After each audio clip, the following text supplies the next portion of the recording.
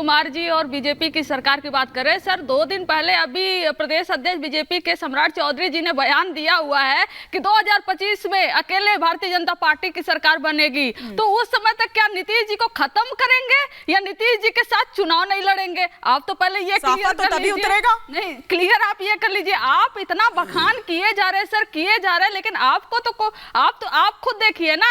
और रही बात अपने विधायकों को, जो विधायक जाते हैं उनका हक है, विधायक उनका हक है, उनको जवाब देना होता है। आप लोग एक रूम में बैठकर उनका अपना हक है। हाँ जाते जाएंगे।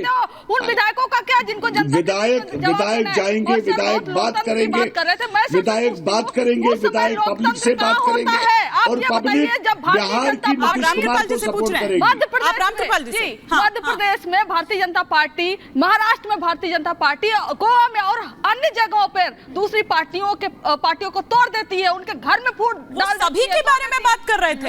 उन्होंने कहा कि नैतिकता तो बची ही नहीं है राजनीति में। ये लोकतंत्र सिर्फ बिहार के लिए है और बिहार में जो कंचना जी, शायद आपने सुना नहीं, उन्होंने अपने वक्तव्य में पहले ही उन्होंने ये कह दिया कि बची ही नहीं है राजनीति में नैतिकता। तो जब वो कह रहे हैं तो वो सबके लिए कह रहे हैं, फिर उसमें इस पाले और उस पाले की बात ही नहीं है। मैंने तो किसी पार्टी का नाम नहीं लिया, मैं तो जनरल बात कर रहा हूँ। और चूंकि मैं इस मोरालिटी, एक मिनट गुवाहाटी में उठाकर लेकर गए थे ये लोग, और वहां पर खरीद हुई थी सर। मैं इसलिए कह रहा हूँ कि इसी बिहार से 5 जून 1984 या 85 को जब पटना में लाठीचार्ज हुआ था, जिसमें घायल हुए थे लोग, मैं ये कह रहा हूँ कि वहीं से संपूर्ण क्रांति का वो नारा उठा था और पूरे देश में बदलाव आया था। मैं आज इस बात को कह रहा हूँ कि वहाँ पे ये हो रहा है कि कौन, जैसा आपने कहा कि सबको है, ये बताइए कि अगर ठीक है जेडीयू वाले वो घबराए हुए हैं, तो आप अपने 45 विधायकों को एक मुख्यमंत्री जी के घर में बिठा के क्यों रखे हैं? exactly. आपको डर नहीं है? ये मतलब ये नौबत ही क्यों आ रही है? और रही बात, देखिए मध्य प्रदेश की, फलाना की, उनसे फोन तो अभी मध्य प्रदेश में फ्रेश मैंडेट हो गया है। मतलब जनता ने संपर्क करने के लिए नहीं आपको मालूम है कि उनका फोन बंद है। नहीं, मेरा एक है ना, तो हाल चाल तो ले सकते हैं, पुराने सहयोगी है, मतलब आप क्यों शायद संपर्क कर रहे हैं तोड़ने के लिए, तभी आपको मालूम है कि फोन उनका बंद है सर। और 45 नहीं सर, 79 विधायक है, सबसे ज्यादा विधायक है हमारे पार्टी। तो हाल चाल तो ले ही सकते हैं कंचना जी। ये किसने कह दिया कि पाला बदल लिया तो बात नहीं होगी? अरे देखिए, हम और प्रेम कुमार जी रोज बात करते हैं। कल मिलेंगे असेंबली में, कल फ्लोर पर मिलेंगे, वहाँ हाल चाल बढ़िया ले लीजिएगा। आप आज फोन करके क्यों ले रहे हो और आपको इतनी क्यों टेंशन है कि नहीं आ रहे उनके विधायक? वरुण पुरोहित जी, आपको तो नहीं आ रहा किसी बीजेपी खेमे से फोन? आ रही हो शाजिया जी? एक क्विक रिएक्शन वरुण पुरोहित जी का ले लूं, फिर आऊंगी। हिमानी जी, कहीं से फोन नहीं आ रहा है, कांग्रेस के विधायक कहीं टूटने वाले नहीं। जो बेसिक बात रामकृपाल जी ने भी उठाई, आप भी उठा रहे हो, ये है राजनीति में भारतीय लोकतंत्र को अगर मजबूत करना है तो जैसे राजीव गांधी जी के विजन को आगे बढ़ाना होगा और जयप्रकाश जी के आदर्शों को आगे बढ़ाना होगा। इसमें अमेंडमेंट करना होगा कि जिस टिकट पे कोई विधायक चुना गया, अगर वो पार्टी तो हैदराबाद में दावत 2 साल प्रतिबंधित रहे, उसके बाद हैदराबाद में सारी व्यवस्था। अरे भाई, आपके तो हैदराबाद में बिरयानी खाने गए थे, बोलने के हकदार ही नहीं हो। आप तो अभी फिर पलट जाओगे, आप तो फिर पलट जाओगे भाई। कांग्रेस बिरयानी इधर पलट करके, इसलिए आप तो रंग बदलने की बात ही मत करो। होली भी आ रही है, अरे आपके तो आप भूल जाओ भैया, आप अपना दामन संभालो, आप अपना दामन संभालो। जनता परेशान हो गई, नहीं, दल बदलुओं से देश परेशान। आप अपने आप को बचाइए, बस वही काफी है। जनता के वोटों का विश्वासघात किया है, आपको पता लगेगा।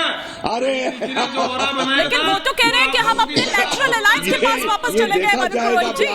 वरुण पुरोहित जी, उन्होंने कहा कि थोड़ा वो गलती से चले गए थे इस ओर, लेकिन अपने नेचुरल, कोई नेचुरल अलायंस नहीं है। नेचुरल अलायंस कैसे हो गया? इनकी आइडियोलॉजी नहीं, क्यों? हम हमारे हम तो पहले से बीजेपी के साथ है, हम तो 89 से बीजेपी के साथ है। और बीजेपी तो बीच में क्या हुआ था शाहीन जी? तो बीच में क्या हो गया था? सिर्फ सत्ता लोलुपता, कैसे भी सत्ता। अरे गलती होती है, हमसे मैडम गलती होगी हमसे। आप मैंडेट लेते, फ्रेश मैंडेट, आपको मुख्यमंत्री बनना है, छोड़ दो इस्तीफा, नैतिकता दिखाओ। नहीं है नैतिकता आदर्श कहीं भी, ठीक है। अभी देखिए, और सत्ता भी क्यों चाहिए? आपके कहने पे दे दें, ईडी का डर। अरे आपके कहने पे इस्तीफा दे दें। अरे भाई जनता देगी आपको। एक तो ईडी सीबीआई का इतना डर शाजिया जी आपने विपक्ष में बैठा दिया है कि हर बात पर सवाल कुछ भी पूछा जाए लेकिन घूम फिर कर वो ईडी और सीबीआई पर आ जाता है। शाजिया जी आप लोगों ने इतना डर बैठा दिया है और ये भी कहा जा रहा है, ऐसी रिपोर्ट्स आ रही है कि इसमें भी नजर है आपकी कि खरीद फरोख्त तो कहीं नहीं हो रही, इस पे भी ईडी सीबीआई लगा दिया आप लोगों ने। बिल्कुल सोचने वाली बात है, लेकिन आपने भी सुना होगा प्रधानमंत्री जी को कल, यानी कि बल्कि परसों, जिन्होंने कहा है बाकायदा और सिर्फ एक इशारा करते हुए लालू प्रसाद यादव जी को और उनके परिवार पर किस तरह की उन्होंने बात कही है कि जो लोग जानते हैं, जो कन्विक्टेड हो गए हैं, जिनके आरोप भी सिद्ध हो गए हैं, उनका महिमा मंडन करने की क्या जरूरत है। उन्होंने एक और जरूरी बात की जो राजनीति से हटकर है, उन्होंने कहा कि अगली पीढ़ी को आप क्या दिखाना चाहते हैं, क्या समझाना चाहते हैं। ये तो रही एक बात। लेकिन शाजिया जी सारे भ्रष्टाचारी उधर हैं और आप वाले सारे सदाचारी हो जाते हैं, जो आते हैं वापस भ्रष्टाचारी, ये भी तो सवाल उठाते हैं वो। बिल्कुल, लेकिन आप देखिए, आपने कंचना जी से पूछा और इसका मैं दूसरी बात जो कहना चाह रही हूँ, आपकी बात पर मैं लौटती हूँ। आप बार बार बात कर रही हैं, चाहे वो मांझी जी की बात हो, जो वो बाकायदा लिख रहे हैं, क्या फर्क पड़ता है कोई उनसे मिलने आ रहा है या कोई हालचाल उनसे पूछने जा रहा है। जब उन्होंने व्हिप जारी कर दी है अपने 4 विधायकों के लिए और बाकायदा जेडीयू की बात की है, तो आप सोचिए कैसे संभव है ये। महत्वाकांक्षाएं भी तो बहुत है ना शाजिया जी, और आप भी वाकिफ हैं उससे बहुत अच्छी तरीके से।